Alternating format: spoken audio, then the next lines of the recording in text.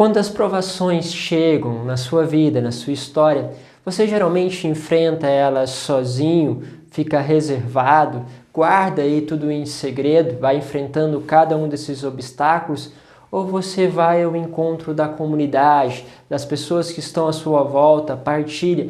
Como você vive diante das provações? Vamos falar um pouquinho sobre isso, abordando um pouquinho o Evangelho de hoje.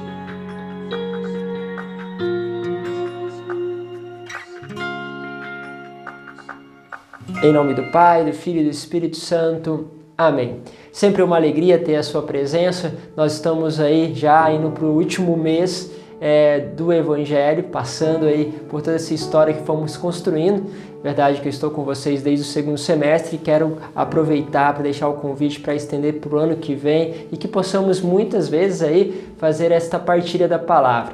Não esqueça sempre de compartilhar essa palavra, de levar para as pessoas, de comentar. É tão legal, muitas vezes eu pego aqui durante o meu dia, olho também o que as pessoas estão colocando, os pontos de vista, também o coração de cada um. Eu agradeço por todos, tem pessoas que são muito fiéis, todos os dias fazem um comentário, mas tem muita gente escondida aí que não faz um comentário. Eu estou convidando você que às vezes fica aí escondido, coloque aí um oi, um joinha, coloque aí nem que seja um bom dia para a gente perceber. Tem pessoas de outros países que me acompanham, então quero agradecer também, né? Já sei de pessoas que me acompanham lá nos Estados Unidos, tem pessoas na França, pessoas no Japão, são essas várias realidades. Portugal, né? Que também tem fraternidade, pessoas acompanham lá, também pessoas da Estônia, meu irmão está lá na Estônia. Então o Evangelho vai chegando em muitos lugares. Se você também é de outro lugar, coloca aí embaixo também, se você é de outro país, talvez um país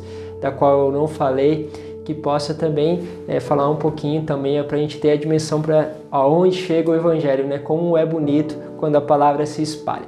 Bom, hoje nós queremos pegar a palavra em Mateus, no capítulo 7, do versículo 24 ao 27, que diz assim: Naquele tempo, disse Jesus aos seus discípulos: Nem todo aquele que diz Senhor, Senhor, entrará no reino dos céus, mas o que põe em prática a vontade do meu Pai que está nos céus. Portanto, quem ouve estas minhas palavras e as põe em prática é como um homem prudente que constrói sua casa sobre a rocha.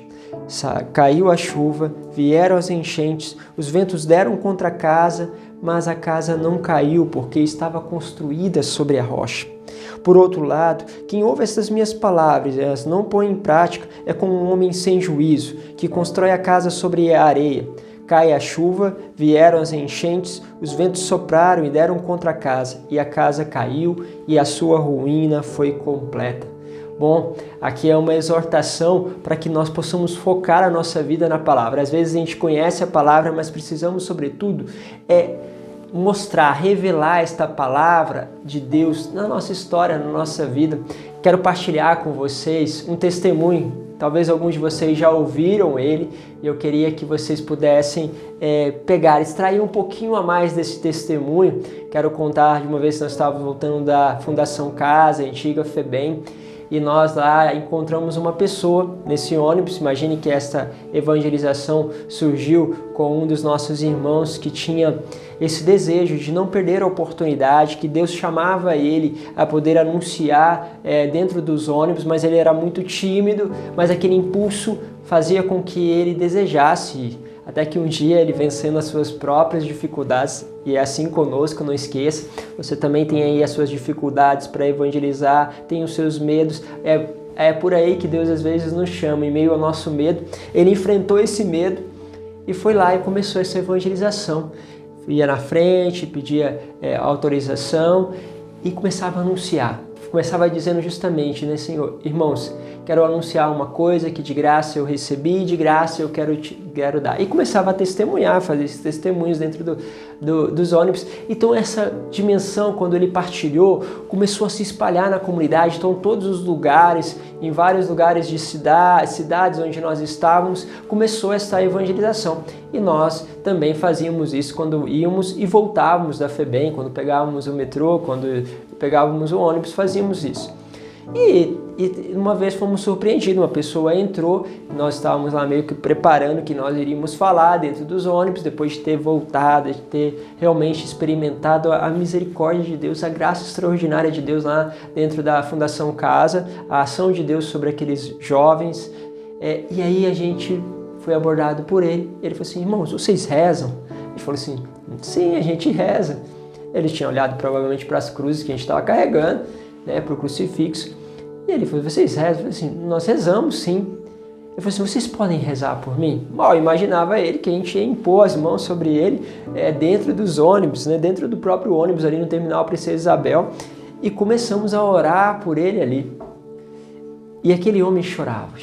E era uma cena que, lógico, deve ter evangelizado outras pessoas, porque viam aqueles jovens colocando as mãos sobre aquele homem no meio do ônibus, orando, pedindo a Deus a graça, e aquele homem chorando compulsivamente. E a oração foi sendo conduzida, e a palavra que veio foi essa: nem todo aquele que diz Senhor, Senhor entrará no reino dos céus, mas aquele que faz a vontade do meu Pai que está nos céus. Falei: meu Deus, essa palavra é muito dura. O cara está pedindo ajuda, como que eu vou falar para ele? Nem todo aquele que diz Senhor, Senhor entrará no reino dos céus. Olhamos um para o outro, assim, olhei para ele, será que é de Deus? Aí o outro missionário falou assim: não, vamos falar.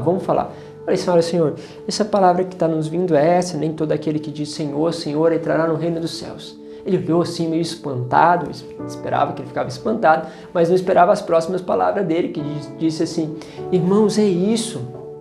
Não adianta eu ir para casa, resolver os meus problemas, voltar as coisas com a minha família, se eu depois não buscar a igreja, porque o Senhor tem me pedido de buscar a igreja, de estar na igreja, porque é na igreja que eu vou alicerçar a minha vida, porque não adianta fazer só as coisas em casa. Olha só que interessante. E a gente meio que assustado, assim, porque a gente não esperava essa atitude dele. Ele logo ligou que aquilo que Deus pedia para ele, que não bastava dizer só Senhor, Senhor na casa dele, mas que era preciso participar de uma comunidade. E ele depois nos deu esse testemunho extraordinário quando disse assim: olha, eu entrei aqui desesperado nesse ônibus. Eu estava à beira de cometer uma loucura quando eu pedi para vocês oração e não imaginava que vocês iam orar por mim. E eu estava indo para casa da minha família, porque minha esposa me traiu, peguei ela em adultério, então saí desorientado de casa. E eu estava indo para casa para tirar a vida da minha esposa e em seguida tirar a minha vida. Mas agora, irmãos, eu fui mesmo tocado por Deus. Essa experiência que agora eu vivi, eu estou indo para casa, não para destruir agora a minha família, mas para reconstruir a minha família. Eu vou voltar para a igreja. E a gente ficava, nossa, né, espantado com aquilo que Deus estava falando. E ele desceu lá na região dele, que era em Perus, e para recomeçar, agradecia a gente e falava: vou recomeçar. É interessante a palavra de Deus. Ela é esta força capaz de edificar a nossa casa, edificar a nossa vida. Sem ela, parece que as coisas ficam sem estrutura, sem alicerce firme. E a gente precisa daquela alicerce, muitas vezes psicológico, para a gente suportar situações como essa. E alguns de nós, graças a Deus, têm uma fortaleza, têm uma graça, um dom recebido de Deus, que podem suportar psicologicamente grandes situações difíceis, como uma situação de traição. Mas a maioria de nós somos debilitados. Somos debilitados no sentido de que somos dependentes de Deus, porque a nossa estrutura psicológica muitas vezes não consegue suportar muitas coisas. Ou às vezes, algumas coisas você consegue suportar muito bem, que até é muito difícil para outras pessoas. Mas aquele sofrimento que talvez é pequeno para outros, para você talvez seja difícil. E aí, se você não está alicerçado sobre esta palavra, se você às vezes acaba se fechando no seu próprio mundo, com os seus próprios sofrimentos, não partilha, não vive essa dimensão de poder entrar em comunhão com os outros e também de viver esta comunidade, pode ser que você fique sem a graça da comunhão e sem a graça da força da palavra. Embora conhecendo, esse homem não era um homem que não conhecia a palavra de Deus, não era um homem que não tinha ouvido a palavra de Deus, mas era um homem que foi pego desprevenido por um acontecimento que ele não esperava, e era o que mais chocava ele. É quando os acontecimentos vêm, enchente, tempestade, às vezes vem sem avisar. Às vezes, a previsão do tempo não nos dá o diagnóstico certo e as coisas chegam até nós inesperadamente, nós não estávamos preparados para isso. Por isso, prepara todo dia como você tem feito, meditando conosco. Vai ao encontro desta palavra e faz essa palavra um alicerce, porque se assim for, a enchente vai vir, enxurrada, as tempestades, o vento que vai soprando, mas de repente você vê que balança a casa, mas ela se sustenta. Balança a casa, mas você percebe que tem algo extraordinário que sustenta essa casa. Por isso, preste atenção em tudo isso, deixo o convite para vocês, deixe se surpreender por Deus. Deus vos abençoe em nome do Pai, do Filho e do Espírito Santo. Amém.